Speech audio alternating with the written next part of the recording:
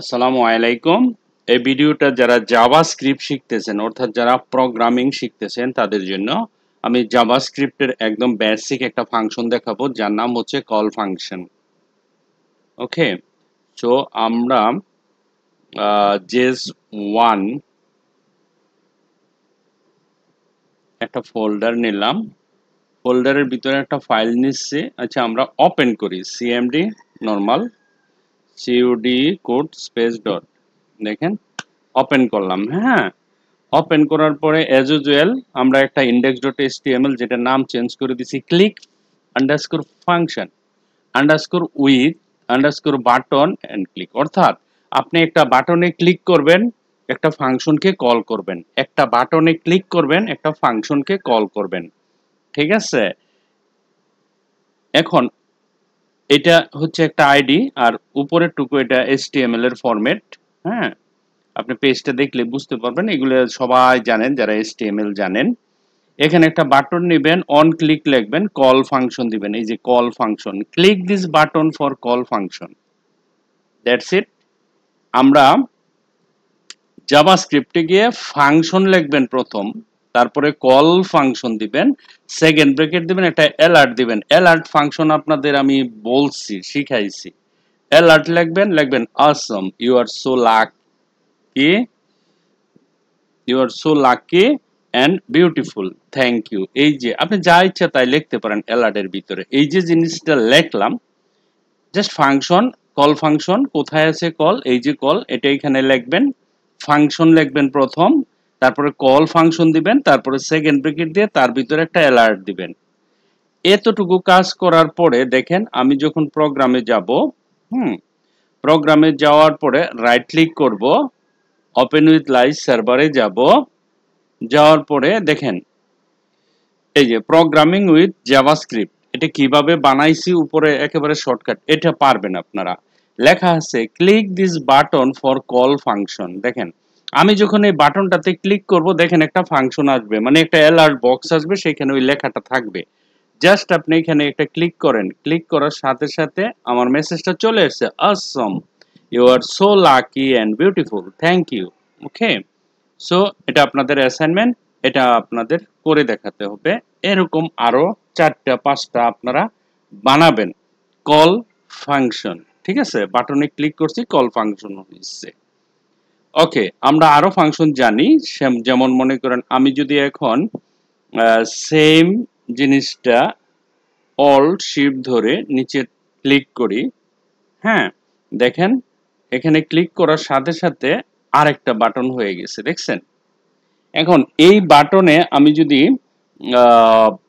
Change করি তাহলে আরেকটা কল ফাংশন প্রম্পট ফাংশন দিতে পারি। যেমন মনে করেন আমি এখন এখানে লিখব click this button and put your name,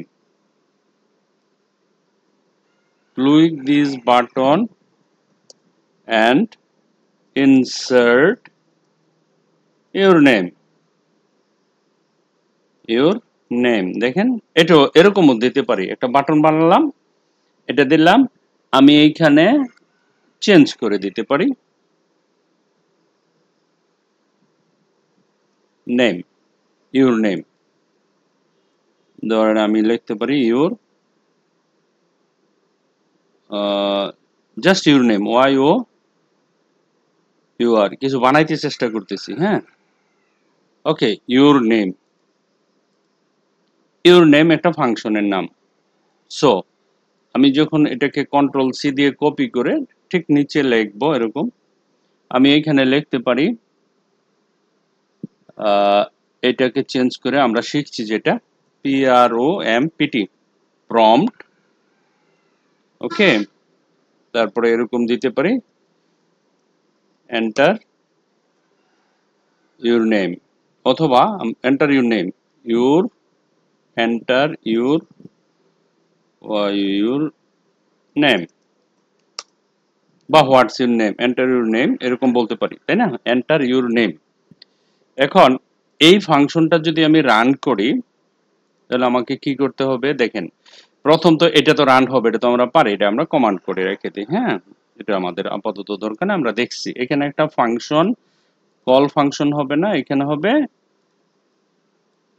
এই যে এখানে কি হবে Y O U R underscore N M E name your name. এটা চেঞ্জ, এটা ইউর নেম কেন হবে, এই যে এখানে ইউর নেম লিখছি, হ্যাঁ এখানে লিখছি ইউর নেম। আর ওকে, যেহেতু এটা বাটন ক্লিক, এটা ঠিক আছে, সমস্যা নাই। ইউর নেম ফাংশন এখানে দিলাম, দেওয়ার পরে আমি যখন এটাকে রান করব, দেখেন রান করার পরে ওপেন উইথ লাইভ সার্ভার, এটা তো নাই, এখানে কিছু আসবে না আমি ক্লিক করলে, কারণ এটা হাইড করে রেখে দিছি। Click this button and insert your name, click করেন, দেখেন একটা বক্স আসছে, তাই না?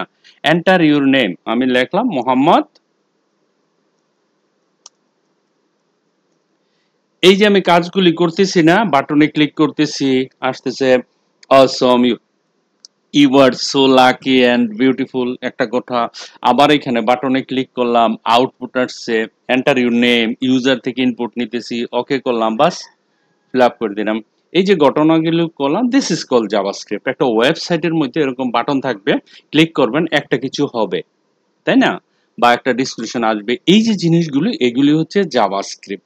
আমি 2টা বানাচ্ছি, আপনারা আরো 8টা বানাবেন, আপনাদের কাজ এরকম বিভিন্ন ফাংশন আপনার মাথা থেকে আসতে হবে, আপনার ক্রিয়েটিভিটি দিয়ে আসতে হবে, তাহলে সেন আপনি প্রোগ্রামার হতে পারবেন। একটা দুইটা লিখে হবে না, আপনাকে 10টাই বানাতে হবে এরকম বাটন দিয়ে, ঠিক আছে? এরকম বাটন বানাবেন, এরকম বাটন বানায়া ক্লিক করবেন। আমি প্রথম বাটন বানানো শিখাইছি আপনাদের, ঠিক আছে?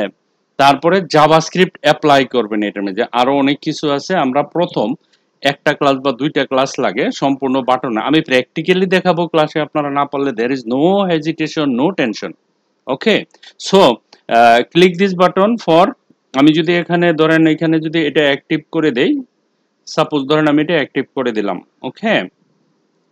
আচ্ছা, যারা HTML শিখতেছেন ঠিক তাদের HTML শেখার পরেই কিন্তু এই কাজগুলি করতে হবে।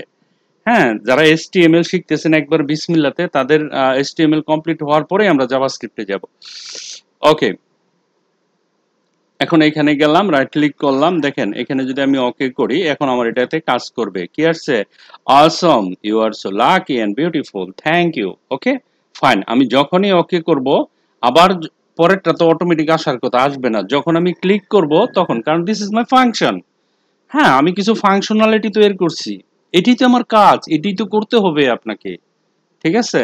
সো আশা করি আপনারা প্লিজ অলসতা না করে, আপনারা যে চান্স সুযোগ পাইছেন, হ্যাঁ এই সুযোগটা আপনি কাজে লাগান, ঠিক আছে? আপনারা এই জিনিসগুলি শিখেন।